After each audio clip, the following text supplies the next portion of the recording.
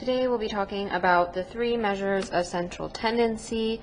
This is page 3 of the statistics packet that was given to you in person and is also available online. So the definition of mean. This is another way to just say the average.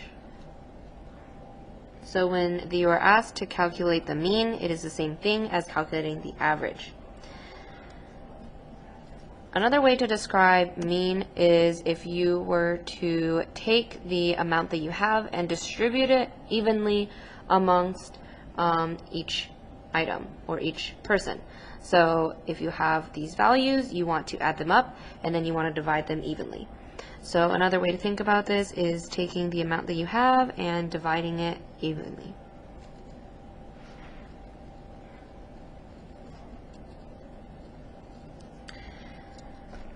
So how do we calculate mean? When you are given a certain group of numbers, first thing you want to do is add all of them together. So we have these 5 numbers, we are first going to add them together. Use a calculator when you have large numbers like this to save time and also reduce error. So adding all of these together, we should get 370. Once you have added all of them together, the second step is to divide by how many scores we have. So in this case, we need to count how many scores did we just add up. 1, 2, 3, 4, 5. There were a total of 5 scores. So we need to take this total that we just got and divide it by 5. This will tell us the mean. When we divide it by 5, we should get 74. So the mean of this set of data is 74. We're going to do the same thing for number 1 down here. Try to do it on your own first. Do step 1, add up all of the scores, and then step 2, divide by the total number of scores.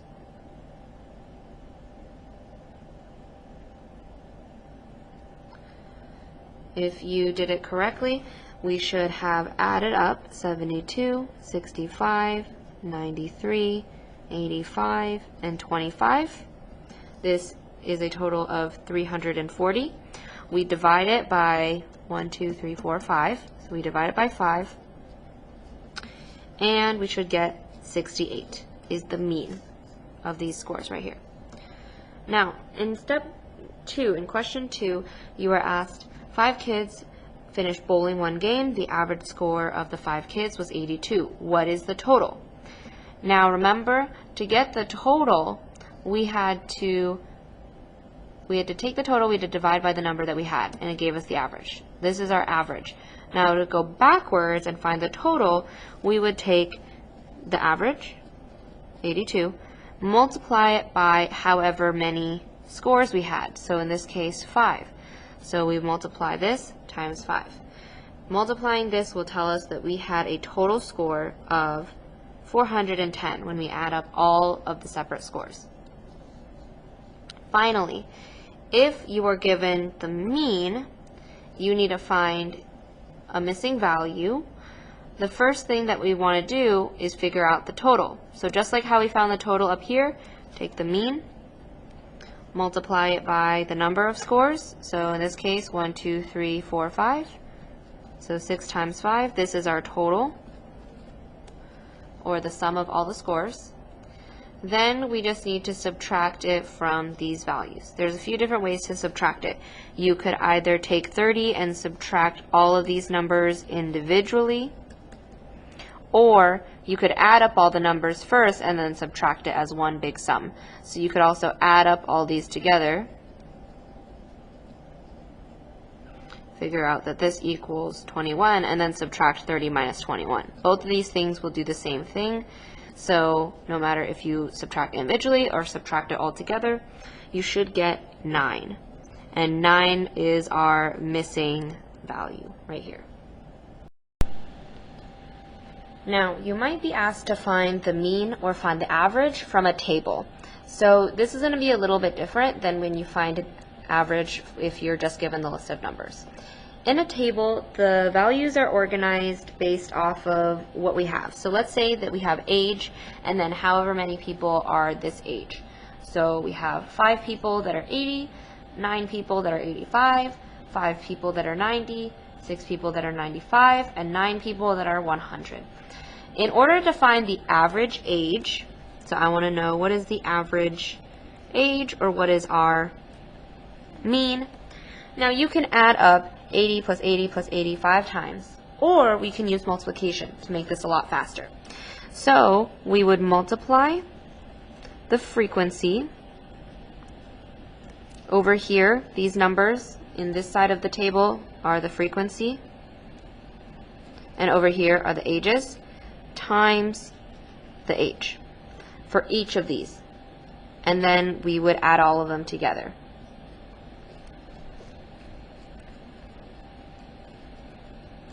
So let's try that. 80 times 5, multiply those. This would represent the first group of data. Now we'll multiply 90 times 85, 9 times 85, and we'll add these together. I'm going to keep doing this and adding up all of these. So 90 times 5, 95 times 6, and then 100 times 9. So in the parentheses, I'm multiplying each of the frequencies and the ages, and then I'm going to add them separately once I finish multiplying. So now you'll just need a calculator, and we'll do the multiplication for each of these. So in the calculator, you want to multiply 80 times 5, write that number down, 9 times 85, write that number down, etc. Once you finish that, come back to the video, and we'll solve the rest. These are the numbers that you should have gotten after multiplying. 400, 765, 450, 570, and 900. Now we're going to add all these together. If you haven't already, go ahead and add up all of the values that you got. If you added all of them correctly, you should have gotten 3,085. Now remember, the last thing that we have to do is we have to divide by the frequency. In this case, how many total people did we survey? How many total? So to figure out the total number of people, we can just add all of these up and figure out what was our total. Go ahead, add them up, figure out the total.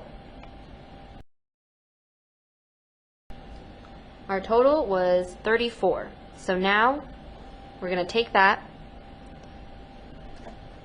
sum, we're going to divide it by 34, and this will tell us the average. So the average is going to be 90.73. We get a decimal, and if you do get a decimal, we're just going to round, or you can leave it like this, since an average age is okay to have as a decimal. We'll just put one decimal spot. So the mean is going to be 90.7.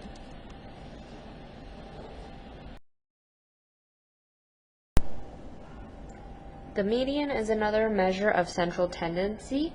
So the median means the middle value when you organize your data from least to greatest.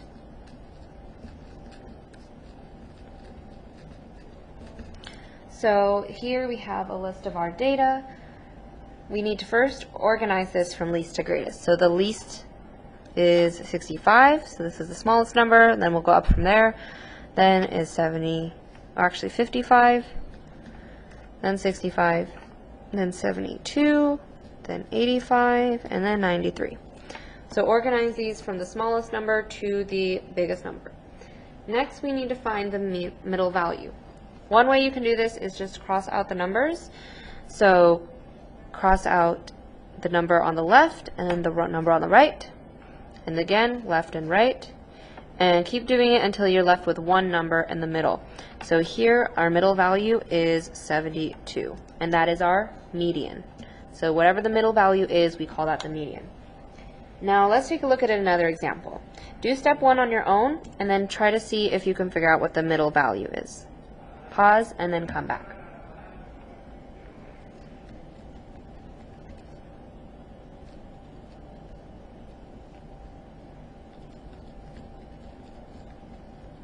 So if you organized your numbers, it should look like this, from least to greatest. Now I'm going to cross them out. So crossing out these two ends, crossing out these two ends. Now we're left with two numbers in the middle. Now I'm not going to cross both of these out because then I'd be left with nothing. So what happens if you don't have just one number in the middle? What if you're left with two? In this case, you have to add up these numbers and divide by 2. Another way of thinking about this is find the average of the two numbers that you're left with. So add them up, divide by 2, and this will be our median. So 73 is our median for this value.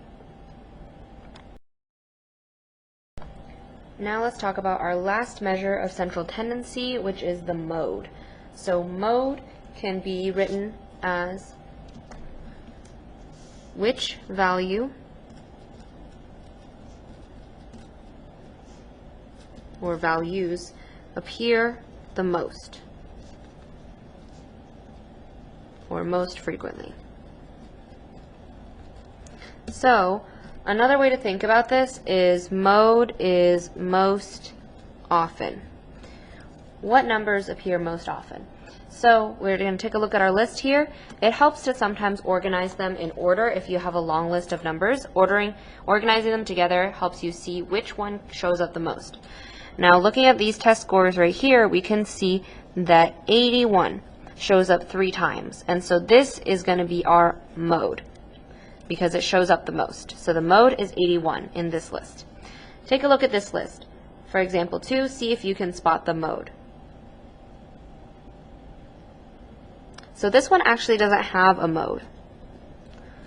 All the numbers only show up once, none of them show up the most. So if they all show up an equal number of times, there's absolutely no mode. Now, let's take a look at example 3. Try to spot which numbers show up the most often. So there are 2 values here. 15 shows up twice, 14 also shows up twice. So these 2 would both be considered the mode. So our mode has 2 values, 14 and 15. So in this case, it's a tie between these 2, and we would just consider both of them our mode.